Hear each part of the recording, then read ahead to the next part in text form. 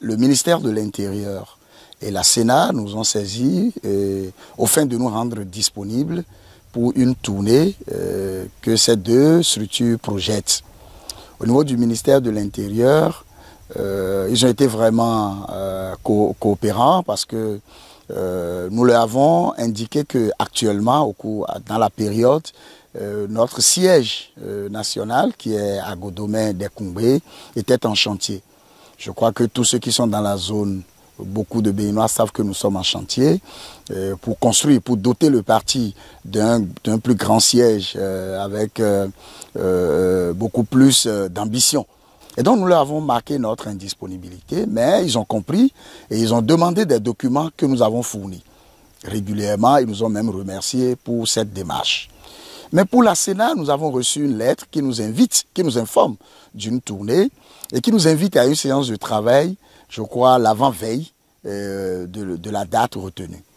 La présidente n'était pas sur le territoire, ni l'éminent cadre du parti, le bâtonnier Dikui, mais la présidente s'est fait représenter par son assistante qui allait à la séance et qui leur a expliqué ce que je venais de vous dire, que l'UDBN le siège était en chantier et qu'il fallait qu'on convienne d'un autre rendez-vous qui permette à tout le monde d'atteindre sa mission.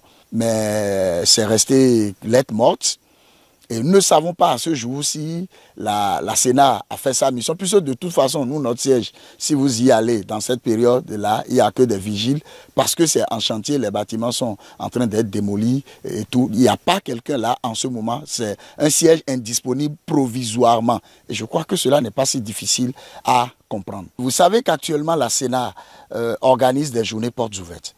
Que le président de la Sénat lui-même s'adresse aux journalistes et leur dise qu'il y a une mission de contrôle et que le rapport est en train d'être finalisé, le rapport va être transmis au ministère de l'Intérieur pour des décisions à prendre, c'est ça qui nous choque. Parce que dans la démarche normale, lorsque vous êtes dans un processus qui implique beaucoup de parties prenantes, vous n'êtes pas les seuls. Lorsque vous éditez un rapport comme ça, vous partagez ce rapport avec les parties prenantes afin qu'ils fassent des observations. On communique sur un rapport officieux. Ce n'est pas normal. Et donc nous exigeons, nous demandons avoir le contenu de ça pour savoir si réellement notre lettre que nous avons envoyée, les arguments que nous avons fait valoir sont dans le rapport. Parce qu'on ne sait pas ce qui est écrit. Puisqu'on dit que le ministère va prendre des décisions. Et même quand on parle de décision, la charte des partis politiques, l'article 30, sur lequel on se base pour dire c'est fonctionnel et tout. Mais l'article 30 dit comme sanction que tous les partis qui n'ont pas le siège, qui n'ont pas ces trucs et ces différents éléments, mais qu'on leur arrache le financement public. Mais l'UDBN n'a pas de financement public.